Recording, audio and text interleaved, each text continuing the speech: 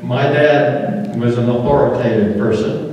In fact, if I didn't do what he told me to do, like cut the grass, he had a thing that was about this wide and about this long, and you hung it up in the bathroom, and then he had this little gadget that he flipped out. But that strap had a little handle on the back of it. When I didn't do what I was supposed to do, it got my south end when I was going north.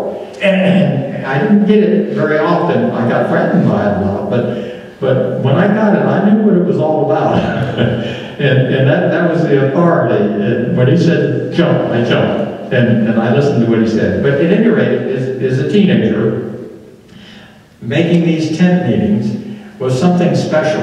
And the sermons were something special, as I remember it. And all of those 666 and all of these great things that we had on those tent meetings. And I used to sit there, and you know, it was really astounding, and especially the last days. Now, they talked about the last days way back in 1940s, that the Lord was coming soon. And they talked about it, and you've read it in the Spirit of Prophecy, how these things were going to come to pass, and how the Lord was going to come with his angels, and the thunder was going to go, and those that could understand that thunder was God's voice. But there were people that were there that weren't going to understand, and they thought it was thunder. But those Christians, those people, my understanding of it, would understand it was God's voice talking. And am I right about that? Okay, it's been a long time, so you can correct me, Nelson, if you need to. But the thunder was God's voice. And so I was out there hoeing around these orange trees, and I heard this noise. A beautiful day in Florida. Florida has winds that come up, and it can be raining, and the sun comes over about 5 minutes later. It doesn't last very long. Good rainstorm, good thunderstorm, and I like those things. I mean, it's really neat. But anyway, this noise sounded like thunder, real loud, and I looked up and I thought Jesus was coming. I really thought Jesus was coming. This was a loud noise. It wasn't a jet, because they didn't have all those jets back then. But it was a loud noise. And where did it come from? Nobody was shooting any bombs off. There was no explosion. My thoughts were back at those camp meetings when they talked about the 666 and all these other things, and the Lord coming, and all of these. But I thought God was coming. And I looked up, and I didn't see any small little cloud coming in from the east. And it's all I heard was this loud noise, and I couldn't understand.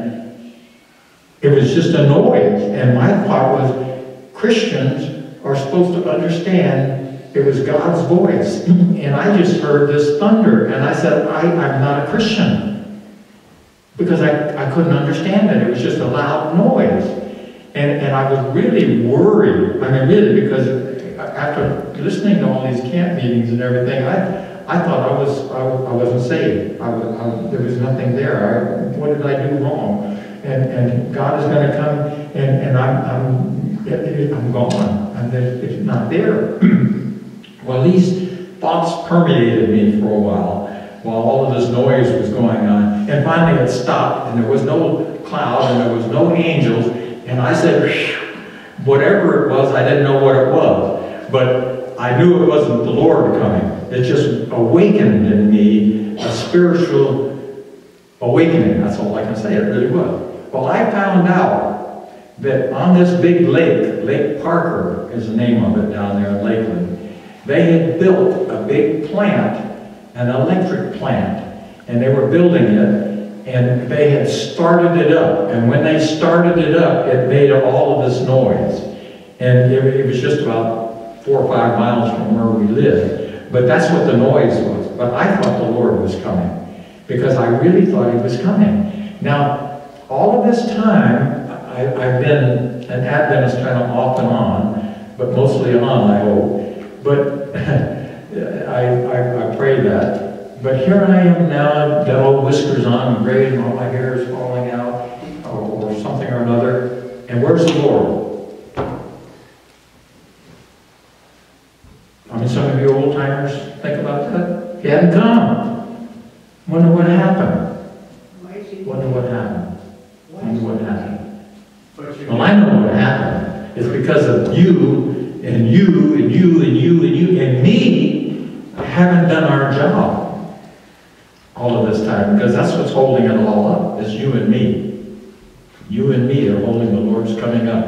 And here it is, what is it, 19? No, it's not 19. It's 2012, almost 2013, and the Lord still hasn't come. But I still believe He's coming. I still, way back when the disciples, they thought Jesus was coming pretty soon too. And they must have been really disappointed. And 44, 1888, and all this other time when Sister White was there, they thought they were coming. What about those people who ran out with white robes on and didn't even take care of what was in their field? The Lord's coming, we don't have to do that. They thought He was coming. And finally He didn't come, and they had to go out there and dig up the potatoes, and that was the only thing that kept them going. But are we going to be cause of disappointment because we don't hear the thunder? Because we don't see the angels in the sky?